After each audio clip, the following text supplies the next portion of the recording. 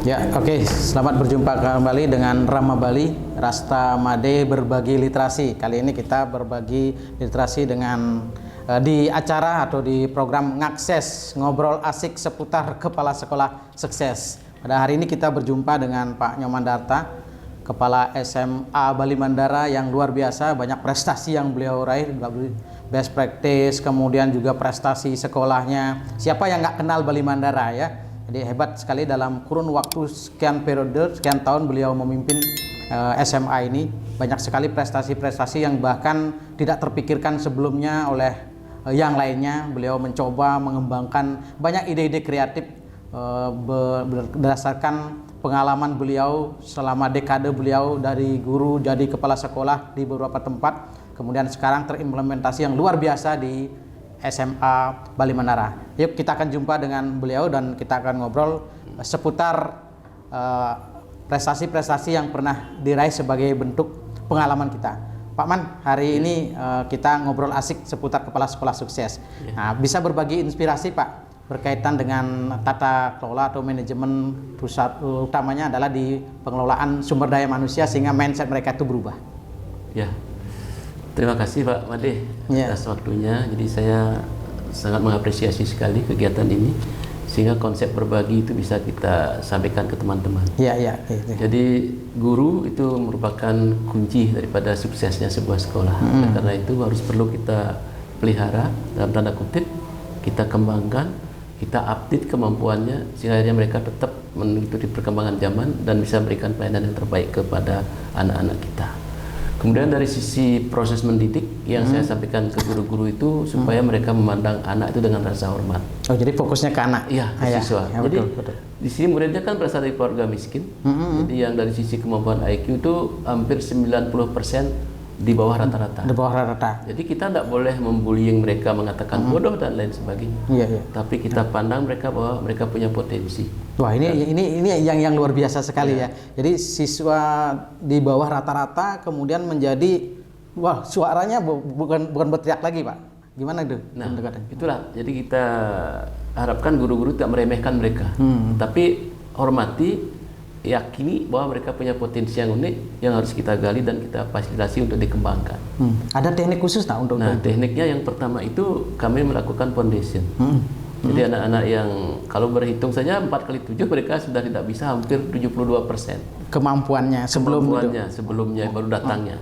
Itu kita berikan foundation matematika, bahasa Inggris, riset, presentasi, cara presentasi dan lain sebagainya. Yang memberikan ini siapa? Guru-guru kita. Berarti kita, Pak di gini gurunya, mindset gurunya dulu. Iya, mindset guru dah kita rubah seperti itu. Jadi pandang anak itu dengan rasa hormat.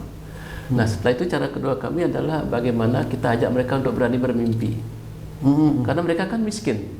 Jangankan punya mimpi, berani bermimpi pun barangkali mereka untuk mimpi sebuah masa depan yang cita-citanya. Itu kita kasih mereka semuanya satu lembar kertas untuk menulis cita-citanya. Dimasukkan dalam botol kecil namanya time capsule. Itu ada botol kecil, botol parfum itu. Kan cita-cita telah ditulis, digulung dimasukkan ke situ. Kemudian disimpan di dalam kotak seperti ini. Jadi ketika masih pegangan sendiri ini botolnya itu tanggung jawab pribadi untuk mencapai cita-cita. Begitu dimasukkan ke kotak, the calling chest namanya, ini sudah ada tanggung jawab bersama untuk bisa sukses bersama. Wah, luar biasa. Ini semacam penguatan, semacam injeksi dan kayak teori sekret ini jalan terus nih. Iya, untuk membangkitkan rasa percaya diri mereka. Nah, setelah itu mereka yakin setiap individu itu pasti punya masalah.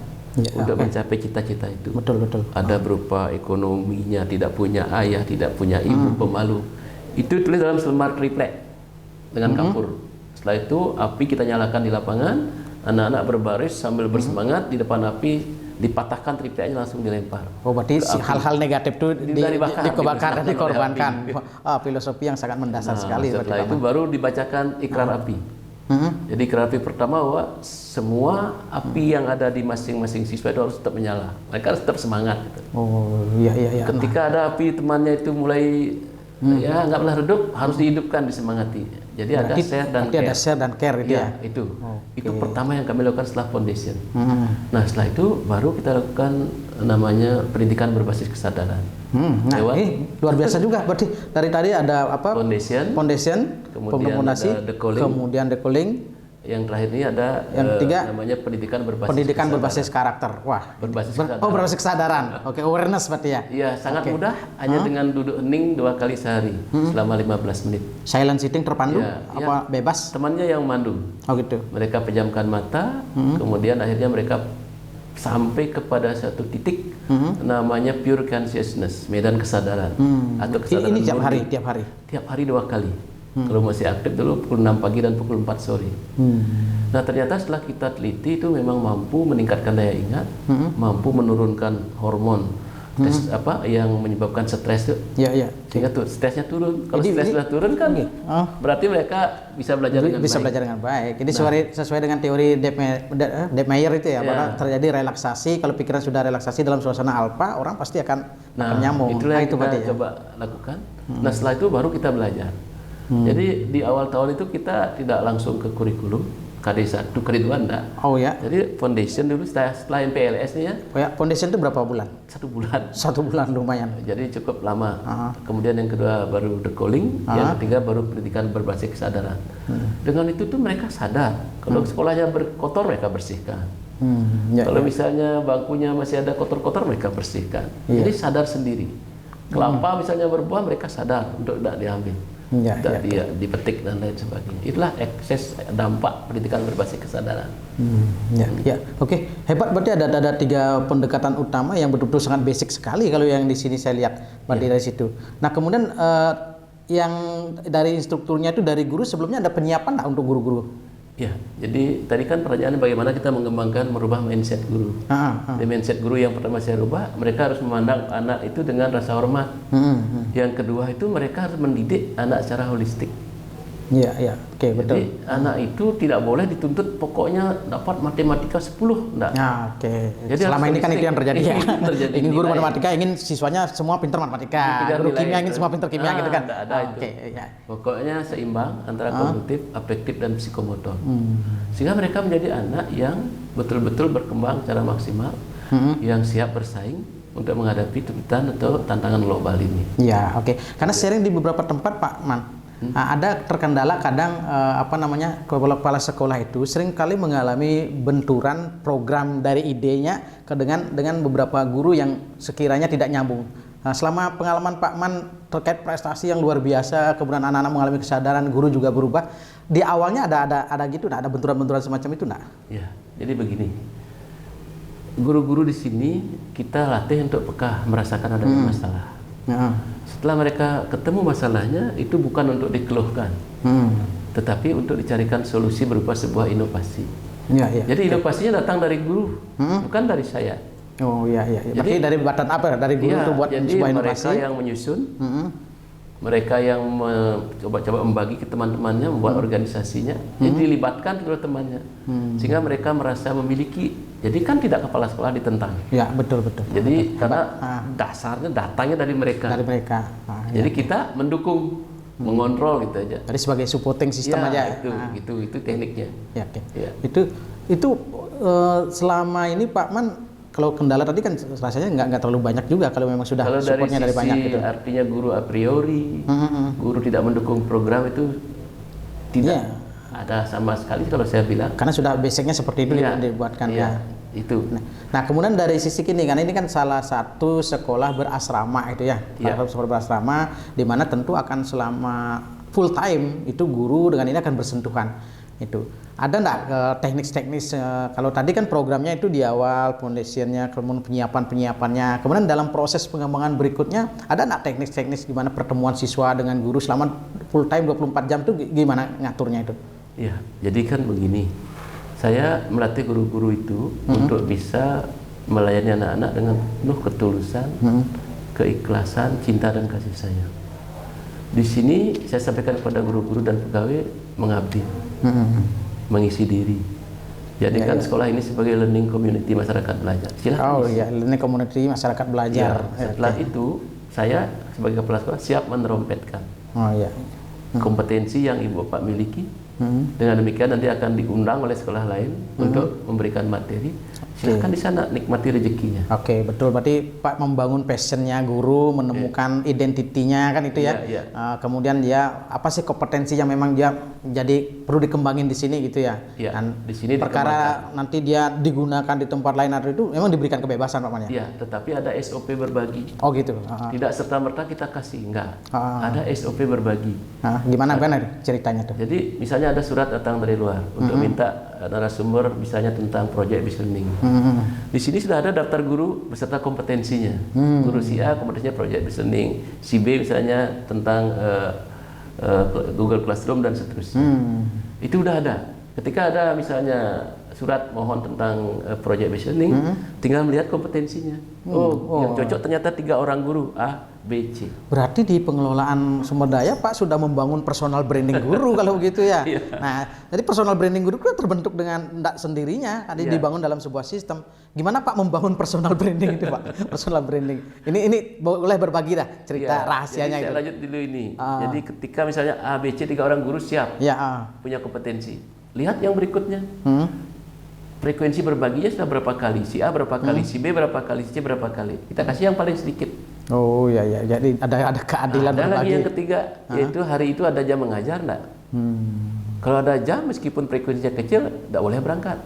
Karena orientasinya ke murid. Ke murid orientasinya biar tidak merugikan siswa kan itu. Jadi tadi Pak Man nyebutnya murid yang tadi harus yakin memberikan kepercayaan kepada murid, kemudian tidak membuli murid. Sekarang walaupun berbagi keluar, walaupun misalkan anggap dia sedikit frekuensinya keluar, sementara diperlukan, tetapi karena Halo Ngajar di sini masih dicarikan yang lain dulu gitu ya. Iya, ada yang teman yang A, B, C ini yang mana berangkat. Yang satu frekuensi paling kecil, yang kedua tidak ada jam mengajar pada saat itu. Ya. Jadi mereka semua tunduk dengan SO, bukan dengan kepala sekolah. Ya, betul. Berarti ini cara-cara pendekatannya betul-betul enjoyable sekali, menyenangkan sekali dengan guru-guru. Sistem kita buat, sistem kita ciptakan, semua warga harus tunduk dengan sistem. Oke. Jadi kembali ke tadi, memang setiap guru sini sudah punya branding.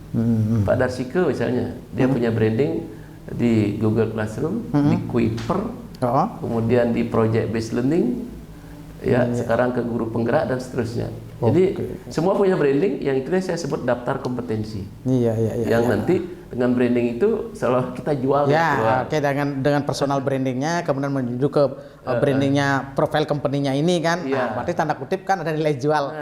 Dia cari rezeki. Ada nilai jualnya. Di sini bukan Pak cari rezeki, tapi tempatnya untuk mengabdi kepada anak dan mengisi diri. Pelayanan juga kan itu ya. Berarti pengembangan kompetensi mereka berbasis dari sini kan, dari sistem yang ada kan. Yang mereka harus ikutin itu ya. Betul.